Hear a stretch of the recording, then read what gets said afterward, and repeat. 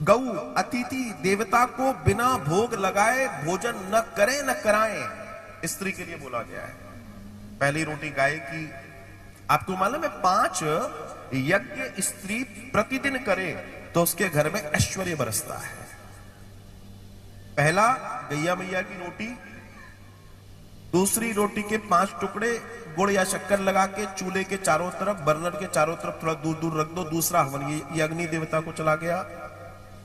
तीसरा पक्षी को, जो पक्षी है उसको। चौथा आपके यहां से चाहे एक रोटी सब्जी जाए मंदिर में साधु को, किसी को, अन्य को, किसी को जानी चाहिए, ब्राह्मण को। और 5वां श्वान को, कुत्ते को। ये 5 यज्ञ जिस घर में हो रहे हैं वहां आनंद ही आनंद है। और ये बहुत सामान्य है, बहुत सामान्य है। अब समस्या ही बदल गई है। अब उनको जल्दी जाना है तो पहली रोटी जो गाय को जानी है वो उनको जा रही है, वो बेचारे गैया हो गए। आखिरी वाले के बारे में मैं कुछ कहूंगा नहीं। वो कौन खा रहा है जो कुत्ते को जानी थी? बोलो राधे राधे। कितने समझदार हो आप, समझना बात को। अच्छा, ये जो गैया की रोटी है, जो आपके खाने की रोटी है, जो श्वान कुत्ते की रोटी है, तीनों के आकार अलग अलग होते हैं। आप जो रोटी खाते हो उससे 1 इंच छोटी गैया की रोटी होती है, और आप जो रोटी खाते हो उससे 1 इंच बड़ी कुत्ते की रोटी होती है। यह भी ध्यान रखने की बात है, ये सूत्र की बातें हैं। और जिसके घर से श्वान को, कुत्ते को रोटी जा रही है, जीवन में ध्यान रखना उसके शत्रु नहीं होंगे, होंगे भी तो अपने आप समाप्त होंगे, अपने आप समाप्त होंगे।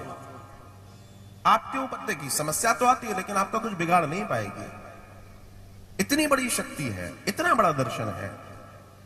फिर वो कहते हैं कि अशुद्धावस्था में अपने आप को एकांतवास में रखें, श्रृंगार नृत्य करें। अब ये एक और बात कह रही है, ये कह रही है सन्यासी स्त्रियों से और गलत स्त्रियों से दूर रहें।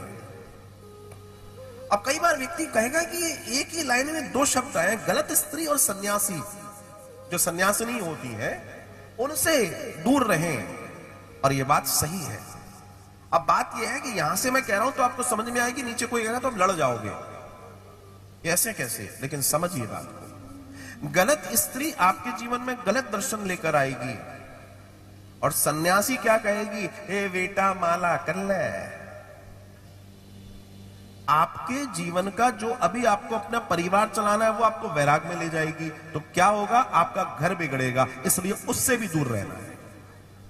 बहुत बड़ा दर्शन है ये, इसलिए उससे भी दूर रहना है, क्योंकि उसका वैराग थोड़ा सा भी तुम्हारे जीवन में आ गया, तुम्हारा घर बिगड़ जाएगा भाई। इसलिए उनसे भी दूर रहने के लिए कहा गया है। एक रूप रहें, और जब घर में लोग बैठे हो तो उनसे ऊंचा ना बैठे। पति को आतिथ्य दें, उनका सत्कार करें। और कहा, लिखा है कि अगर पति ना हो तो कतई श्रृंगार न करें, कतई श्रृंगार न करें। और पति है तो बिना श्रृंगार के न रहे। सिद्धांत बताए गए हैं, और ये सिद्धांत कोई सामान्य नहीं है, बहुत बड़े बड़े सिद्धांत हैं ये।